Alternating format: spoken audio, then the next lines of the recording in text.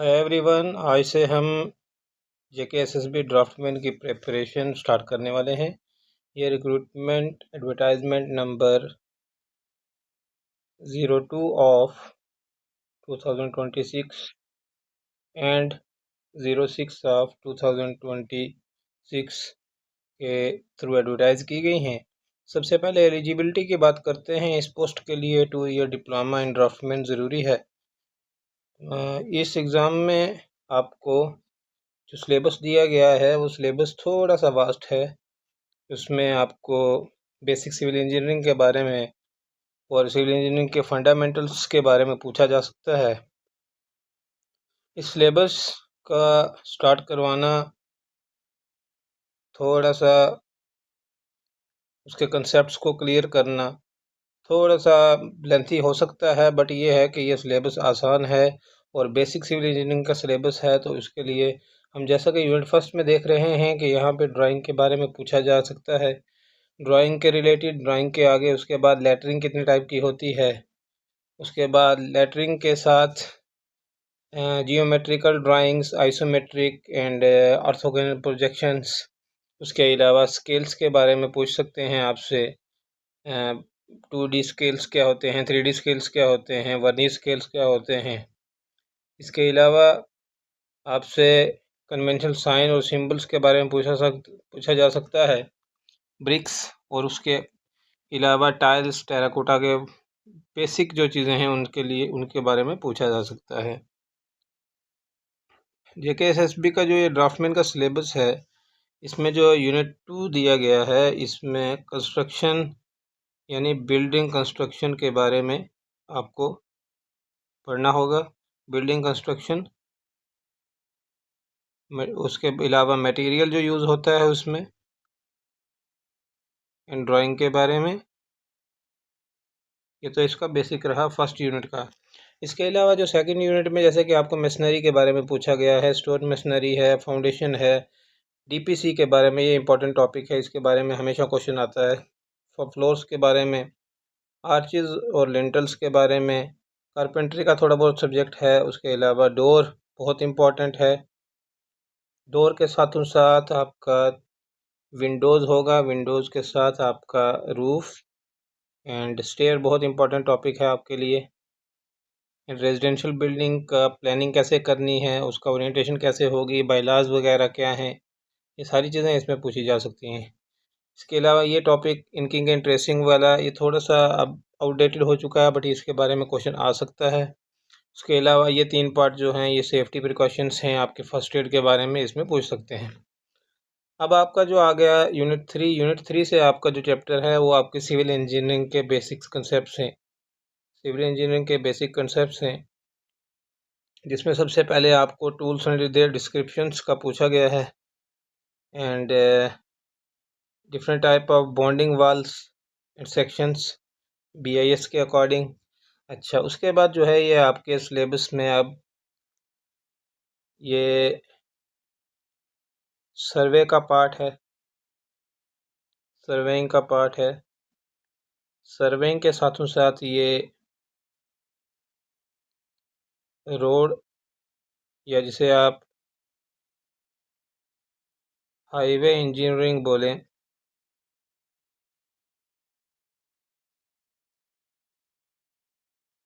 उसका पार्ट है। हाईवे के साथ आपको रेलवे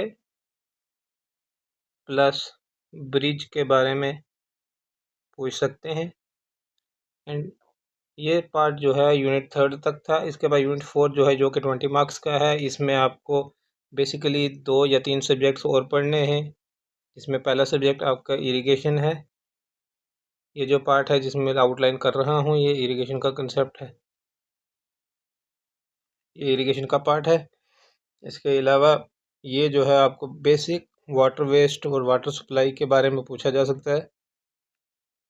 और ये जो पार्ट हैं, ये 2 पार्ट, ये आपके डिज़ाइन ऑफ, या आप कंक्रीट टेक्नोलॉजी, इसको सिंपल भाषा में कंक्रीट टेक्नोलॉजी समझ लीजिए, और कंक्रीट टेक्नोलॉजी या फिर design of concrete structure, plus ये जो पोर्शन है ये आपका डिज़ाइन ऑफ स्टील स्ट्रक्चर का पोर्शन है। ये आपको बेसिक नॉलेज ही चाहिए, आपको इसमें डीप जाने की ज़रूरत नहीं है। एक दो क्वेश्चंस, ज़्यादा से ज़्यादा एक क्वेश्चन आएगा इसमें से, एक क्वेश्चन आपका, एक या दो क्वेश्चन आपके यहाँ से बन सकते हैं। तो उसके अलावा आपको बताना चाहूँगा कि ड्राफ्टमैन जो है उसके बेसिक जो वर्क कल्चर है उसमें दो चीज़ें जो हैं वो बहुत इम्पॉर्टेंट हैं।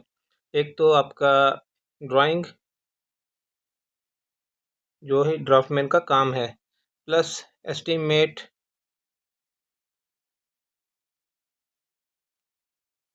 कॉस्टिंग, जिसे आप बोलें एस्टीमेट कॉस्टिंग, ठीक है। ये दो कंसेप्ट जो हैं ये आपके इम्पॉर्टेंट रहते हैं जब आपका एज ए ड्राफ्टमैन आप वर्क करते हैं। तो इसके रिगार्डिंग भी आपसे पूछा गया है।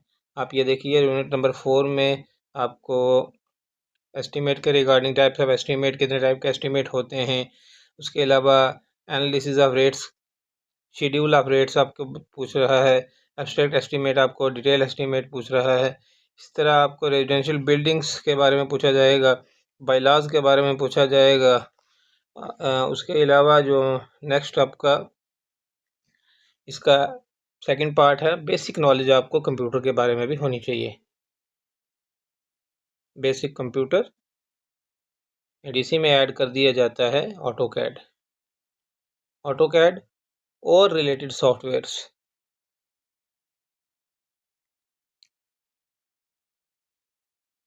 जो आपके रिलेटेड सॉफ्टवेयर्स हैं ऑटोकैड के साथ में, जैसे रिविट का एक सॉफ्टवेयर आता है, इस तरह और सॉफ्टवेयर्स हैं जो आपको 3D ड्राफ्टिंग के काम आते हैं।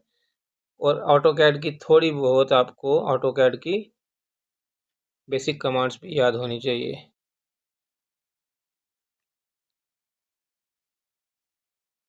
तो ये था आपका सिलेबस के रिगार्डिंग। सिलेबस आपका जैसे कि आप देख रहे हैं कि अगस्त में आपकी फॉर्म फिलिंग की डेट आ गई है, तो आप फॉर्म फिल करें। उसके बाद जो है सिलेबस आपका एग्ज़ाम जो है लगभग दिसंबर एंडिंग या दिसंबर तक होने के चांसेस हैं। तो आप उस हिसाब से प्रिपेयर करना शुरू कीजिए।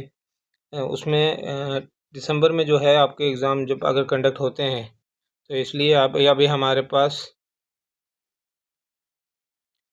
4 से 5 महीने हैं और इसमें हम आराम से अपना सिलेबस जो है कवर अप कर सकते हैं।